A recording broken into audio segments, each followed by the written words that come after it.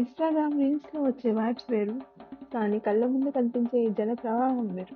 ఇది జస్ట్ ఒక జాతర కాదు. It's the biggest energy centre. ఆ ఎనర్జీ ఏంటో, దాని వెనుక ఉన్న సైన్స్ ఏంటో తెలుసుకోవాలనుందా? ఇంకెందుకు ఆలస్యం? Let's dive in.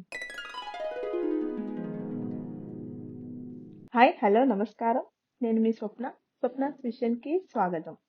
ఈరోజు మనం ఒక ప్రయాణం చేద్దాం. అది కేవలం మేడారం అడవుల్లోకి కాదు, మన మూలాల్లోకి, మన రక్తం పంచుకున్న వీరత్వంలోకి.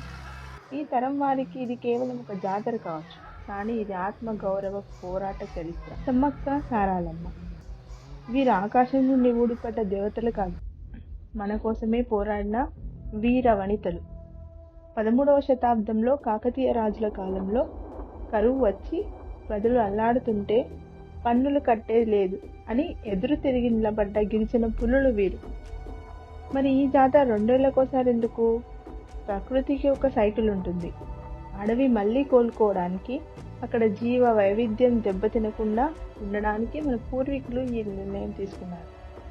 అంటే ఇది నేచర్ని గౌరవిస్తూ జరుపుకునే పండుగ అన్నమాట. మేడారం వెళ్ళిన ప్రతి ఒక్కరూ జంపన్న వాగులో మునిగి తరిస్తారు.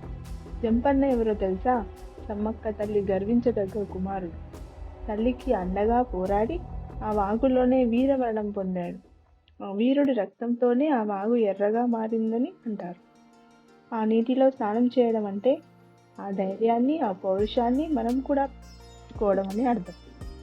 It's a symbol of courage. ఇక్కడ ఇంకో వింత ఏంటంటే, అందరూ అమ్మవారికి బంగారం సమర్పిస్తారు, కానీ అది షాప్లో కొనే గోల్డ్ కాదు, మన నోటికి తీపినిచ్చే బెల్లం. అడవి బిడ్డలను ప్రకృతి ప్రసాదించిన అతిపెద్ద సంపద ఆ బెల్లమే. అందుకే తమ బరువుకి సమానంగా బెల్లాన్ని అమ్మవారికి ఇస్తారు. అంటే తల్లి, నా దగ్గర ఉన్న గొప్ప వస్తువు ఇదే, నీకు సమర్పిస్తున్నా అనే ఆత్మీయత ఇక్కడ కనిపిస్తుంది. ఎంతటి వారైనా తల్లి ముందు మోకరిల్లాల్సిందే. దీని వెనుక ఉన్న సైన్స్ ఏంటో తెలుసా? లక్షలాది మంది ఒకే చోట కలిసినప్పుడు ఇన్ఫెక్షన్స్ రాకుండా ఉండడానికి మన పూర్వీకులు బెల్లం, పసుపు, కుంకుమ వంటి న్యాచురల్ యాంటీబయాటిక్స్ని ఈ సంప్రదాయంలో భాగం చేశారు. మన మూలాలు ఏంటో తెలిస్తేనే ఈ కాంపిటేటివ్ వరల్డ్లో మనం స్ట్రాంగ్గా నిలబడగలం. సో ఇదండి మేడారం వెనుక ఉన్న అసలైన కథ. ఈసారి ఆ వైబ్ని మిస్ అవ్వకండి.